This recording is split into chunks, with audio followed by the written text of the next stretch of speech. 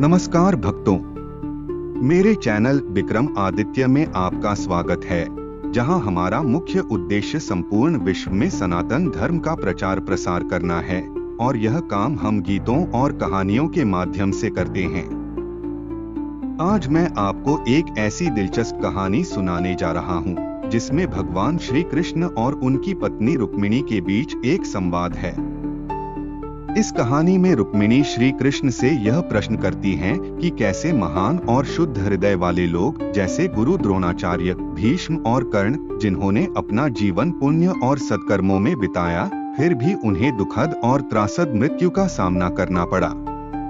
यह कहानी इस प्रकार शुरू होती है।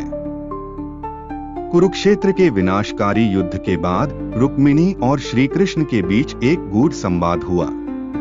रुक्मिणी, जो भीष्म, द्रोणाचार्य और कर्ण के दुखद अंत से व्यथित थीं, श्री कृष्ण के सामने अपने प्रश्न रखती हैं। वह पूछती हैं कि क्यों वे महान योद्धा, जिन्होंने जीवन भर धर्म और सत्कर्मों का पालन किया, अंततः इतना कष्ट सहने के लिए अभिशप्त हुए। श्री कृष्ण अपनी दिव्य मुस्कान के साथ उन्हें उत्तर देते हैं। वह समझाते हैं कि इस संसार में कर्म का नियम अटल है और सबसे महान आत्माएं भी इस नियम से अछूती नहीं रहती। भले ही किसी ने अनगिनत पुण्य कर्म किए हों, लेकिन एक भी नैतिक चूक उनके समस्त सत्कर्मों को ढक सकती है और उनके विनाश का कारण बन सकती है। भीष्म और द्रोणाचार्य की चूक।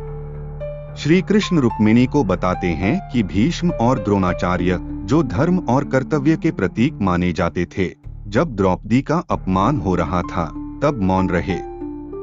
यह मौन उनके लिए सबसे बड़ी भूल साबित हुआ। न्याय और धर्म के रक्षक होकर भी वे अन्याय के सामने चुप रहे और यही उनकी नीति के विनाश का कारण बना।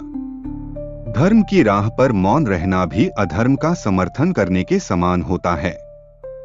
कर्ण की एक भूल जो उस पर भारी पड़ी। कर्ण, जो अपनी दानवीरता और उदारता के लिए प्रसिद्ध था, जीवन भर जरूरतमंदों की सहायता करता रहा, लेकिन कुरुक्षेत्र के युद्ध में एक क्षण ऐसा आया जब उसने अपने स्वभाव के विपरीत आचरण किया।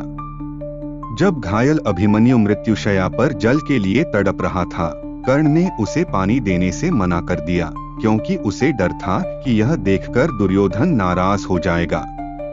श्री कृष्ण समझाते हैं कि यही एक क्षण उसकी समस्त दानवीरता पर भारी पड़ गया और उसके पूर्व जन्मों तक के पुण्य इस एक निर्णय से निष्फल हो गए।